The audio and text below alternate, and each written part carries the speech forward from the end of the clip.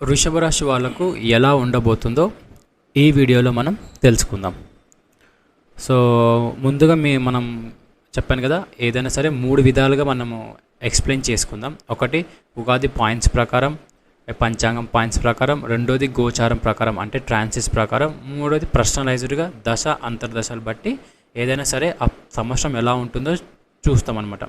సంవత్సరాన్ని ఇంకో విధంగా చాలామంది మనం అంటాం చూసారా, లైక్ ఇయర్లీ ట్రాన్సిట్ కూడా చూస్తారన్నమాట, ఆ ఇయర్ ఎలా ఉండబోతుంది అన్నట్టు. సో ఆ విధంగా చూస్తారు. సో బట్ ఇప్పుడు మనం ఈ ఇయర్ వృషభ రాశి వాళ్ళకి ఎలా ఉండబోతుందో ఒక సింపుల్ వీడియోలో తెలుసుకుందాం. సో ముందుగా వృషభ రాశి వాళ్ళకు శనీశ్వరుడు ఎవరైతే ఉన్నారో 11వ స్థానంలో ఉన్నారనమాట. సో 11వ స్థానంలో ఉండడం శనీశ్వరుడు ఇదొక గుడ్ సైన్ అని చెప్పొచ్చు. సో బేసికల్గా 11వ స్థానం అనేది ఉపచయ స్థానం అంటే ఇంప్రూవ్మెంట్ హౌస్ అనమాట. సో కాబట్టి వీళ్ళకి 2.5 ఇయర్ సాటర్న్లో ఫస్ట్ 1 ఇయర్ ఇనీషియల్గా స్ట్రగుల్ ఉంటుంది. సో ఆల్రెడీ 1 ఇయర్ అయిపోయింది. సో ఏప్రిల్లో ట్రాన్సిట్ స్టార్ట్ అయింది. సో ఈ ఏప్రిల్ నుంచి ఈ ఏప్రిల్ దాకా సో ఇంప్రూవ్మెంట్ అనమాట. సో స్లోగా వీళ్ళకి స్టడీ అనేది గ్రోత్ అవుతూ వస్తుంది. సో కాబట్టి ఓవరాల్గా ఇది వెరీ ప్రాఫిటబుల్ ఇయర్ అని చెప్పొచ్చు. కానీ మీరు పాయింట్స్ చూస్తే మరి పంచాంగంలో 14 పాయింట్స్ ఖర్చుల్లో ఉన్నాయి కదా, కేవలం 5 పాయింట్స్ లాభాలు ఉన్నాయి కదా అని మీరు అడగచ్చు.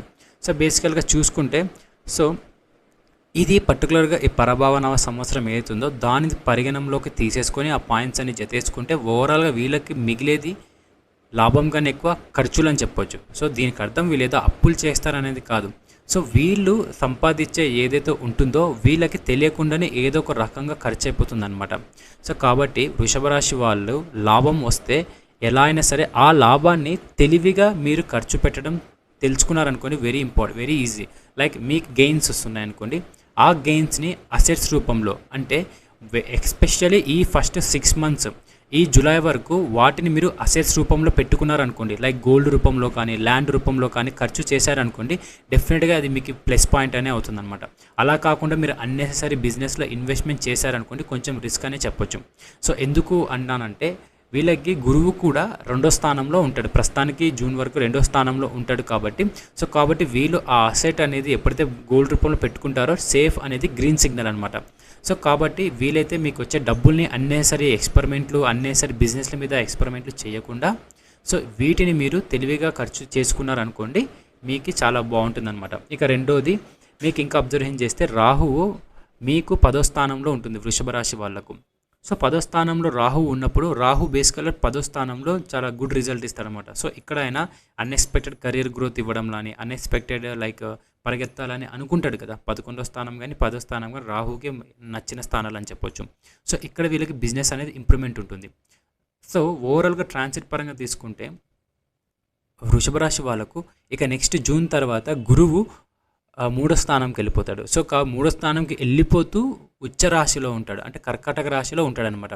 సో మీరు బాగా అబ్జర్వేషన్ చేస్తే 3, 10, 11 ఈ 3 అనేవి ఈ 3 ఉపచయ స్థానాలు అంటే గ్రోయింగ్ హౌసెస్ అనమాట. సో కాబట్టి వీళ్ళని చాలామంది తక్కువ అంచనా ఇస్తారు, వీళ్ళ వల్ల అవ్వదేమో అంటే వీళ్ళకి ఎలా అనిపిస్తుంది అంటే కష్టం ఎక్కువ ఉంటుంది లాభం తక్కువ వస్తుంది ఏంటబ్బా అనిపిస్తుంది. బట్ మీకు తెలియని విషయం ఏంటంటే ఈ ఇయర్ మీరు చూస్తూ ఉండగానే ఒక్కసారిగా జూన్ తర్వాత సడన్గా మీకు అన్ఎక్స్పెక్టెడ్గా ఇన్కమ్ సోర్స్ అనేది పెరుగుతుంది, అన్ని విధాలుగా లాభం. అంటే మీరు ఇంకా డైనమిక్గా ఉంటారనమాట. వీళ్ళు ఇదివరకు బేసికల్గా వృషభ రాశి వాళ్ళు ఎక్కువ కదలరు కదా. సో కానీ ఈసారి మాత్రం వీళ్ళు కదిలితే డెఫినెట్గా వీళ్ళ రిజల్ట్ అనేది చాలా ఎక్సలెంట్ ఉంటుందన్నమాట. సో పాయింట్స్ పరంగా తీసుకుంటే ఖర్చు ఉంటుంది అనేది క్లియర్గా ఇండికేషన్. సో ఎలా ఉండబోతుంది, సో వీళ్ళ ఇయర్ మొత్తం అయిపోయిన తర్వాత ఎలా ఉండబోతుంది. సో కాబట్టి పాయింట్స్ పరంగా ఖర్చు ఉంది కాబట్టి మీరు తెలివిగా నేను చెప్పినట్టు అసెట్ రూపంలో కానీ దాచుకున్నారనుకోండి, సో ఇది ఓవరాల్గా ఎక్సలెంట్ ఇయర్ అని చెప్పొచ్చు అనమాట. సో ఇక జాబ్ చేసే వాళ్ళకు ప్రమోషన్స్ ఎక్స్పెక్ట్ చేయొచ్చు, బట్ థింగ్ ఏంటంటే ఇంక్రిమెంట్ కూడా ఎక్స్పెక్ట్ చేయొచ్చు. బట్ అన్నెసెసరీ మాటలు చెప్పే వాళ్ళు ఉంటారు. ఇక్కడ ఖర్చు కూడా చూపిస్తుంది కాబట్టి సో ఐటీ వాళ్ళు కానీ లేదంటే ఉద్యోగం చేసే వాళ్ళు ట్రావెలింగ్ చేసే అవకాశాలు ఎక్కువ ఉంటాయి. సో దే క్యాన్ గో ఏదైనా ఇంటర్నేషనల్ ట్రావెల్స్ చేయొచ్చు, ఏదైనా ఫ్యామిలీతో ట్రిప్ ఎంజాయ్ చేయొచ్చు, ట్రిప్ స్పెండ్ చేయొచ్చు అనమాట. సో ఆ విధంగా వీళ్ళకి ఖర్చు అవుతుంది.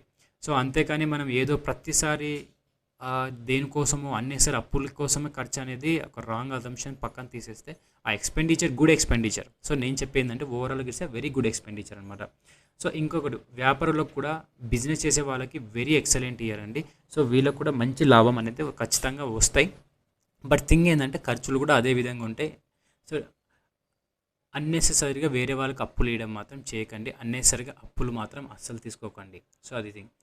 ఇక ఫ్యామిలీ పరంగా వస్తే ఫ్యామిలీలో డెఫినెట్గా వీళ్ళకి చాలా బాగుంటుంది. సో 11th హౌస్ 3, 6, 11 బేసికల్గా 10th హౌస్లో 11th హౌస్లో థర్డ్ హౌస్ ట్రాన్సిట్ నడుస్తుంది కాబట్టి మీ ఇంట్లో అన్ఎక్స్పెక్టెడ్ శుభకార్యం జరిగే అవకాశాలు ఉంటాయి. సో మీరు కానీ నచ్చిన వాళ్ళని లవ్ చేస్తే డెఫినెట్గా మ్యారేజ్ చేసుకునికే ట్రై చేస్తారు. ఎందుకంటే ఇట్స్ లైక్ గ్రోయింగ్ హౌస్ కాబట్టి మీరు మంచి స్ట్రైట్ ఫార్వర్డ్ డెసిషన్స్ తీసుకుంటారు, మంచి ఛాలెంజింగ్ డెసిషన్స్ కూడా తీసుకుంటారు. సో కాబట్టి ఇది మీరు ఏదైనా బిజినెస్ స్టార్ట్ చేయాలి, ఏదైనా ఎంటర్ప్రీనర్స్ కానీ ఏదైనా ఒకటి కొత్తగా స్టార్ట్ చేయాలనుకున్న వాళ్ళకు ఇది ఒక వండర్ఫుల్ ఇయర్ అని చెప్తాను నేను. సో అందులో పాయింట్స్లో ఖర్చు పక్కన పెట్టేసేయండి. డెఫినెట్గా ఇది మీరు డెఫినెట్గా ఇట్స్ గ్రోయింగ్ ఇయర్ అనమాట. అస్సలు మిస్ చేసుకోకండి. మీరు ఏది స్టార్ట్ చేయాలన్నా సరే మీకు శనీశ్వరుడు అన్ని విధాలుగా గ్రీన్ సిగ్నల్ ఇచ్చినట్టే. సో బేసికల్గా మీకు ఇప్పుడు ఏమైపోతుందంటే శనివారం మీకు మంచి గుడ్ న్యూస్ రావచ్చు. సో మీకు 2 సింపుల్ రెమెడీస్ మీరు ఫాలో అయినారనుకోండి సరిపోతుంది. సో మీకు తెలియకుండానే నోరు దురుసు లాంటివి చేస్తారు. సో కాబట్టి ఎస్పెషల్లీ మీకన్నా వయసులో పెద్దగా ఉన్న వాళ్ళు, ఎల్డర్ సిబ్లింగ్స్, అక్క చెల్లి ఎవరైతే అక్క కానీ అన్నయ్య కానీ ఉంటారో వాళ్ళని అన్నెసరిగా దురుసుగా మాట్లాడకండి. చాలా నెగిటివ్ రిజల్ట్ వస్తుంది. సో వీలైతే వాళ్ళతో వాళ్ళు చెప్పిన మాటలు తీసుకోండి, సజెషన్స్ తీసుకోండి. సో ఇంకొకటి వీలైతే గోమాత సేవ చేయండి. గోమాత సేవ చేయడం వృషభ రాశి వాళ్ళకి ఇయర్ చాలా మంచి కలిసి వస్తుంది. అండ్ అలాగే లక్ష్మీ అమ్మవారిని శుక్రవారం పూట అమ్మవారికి పూజిస్తే కూడా మీకు చాలా మంచి రిజల్ట్ ఉంటుందన్నమాట. సో దశ పాయింట్స్ ప్రకారము తక్కువ ఉన్నాయని చెప్పేసి మీరు ఫీల్ కావాల్సిన అవసరం లేదు. It's a very good expenditure అని చెప్తున్నాను నేను. అండ్ ఇక దశ అంతర్దశల ప్రకారం తీసుకుంటే సో మీకు నడిచే దశ యోగకారక దశ కానీ మంచి లైక్ త్రికోణ స్థానం దశ నడుస్తుంది అనుకోండి, ఇక ఓవరాల్ ఎక్సలెంట్ అని చెప్పొచ్చు. ఒకవేళ అది కానీ త్రికోణ స్థానం కాకుండా దుస్థానం, లేదంటే దుస్థానం ఇన్ ద సెన్స్ లైక్ మనం ఏదనుకుంటామో 6, 8, 12 సంబంధించిన దశగా నడుస్తుందంటే ఇట్స్ ఎ క్లియర్ థింగ్. ఏంటంటే మీరు అన్నెసరిగా అప్పులు ఇచ్చి మోసపోవచ్చు, లేదంటే కొంతమంది మంచి ట్రావెలింగ్స్ చేసి డబ్బును ఎక్స్పెండిచర్ చేయొచ్చు అనమాట. సో అది మీరు కన్సల్టేషన్ తీసుకుంటే క్లియర్గా మనకు తెలిసిపోతుంది అనమాట. సో ఓవరాల్గా వృషభ రాశి వాళ్ళకు ఇయర్ చాలా బాగుంటుంది. సో పాయింట్స్ పరంగా కాదు అన్ని విధాలుగా చెప్తున్నాను. సో మీకు కానా ఇంకా తెలుసుకోవాలి, ఇంకా కన్సల్టేషన్ తీసుకోవాలనుకుంటే కింద మీరు కామెంట్ చేయొచ్చు, నా కన్సల్టేషన్ తీసుకోవచ్చు. మరో వీడియోతో మళ్ళీ కలుద్దాం. బాయ్.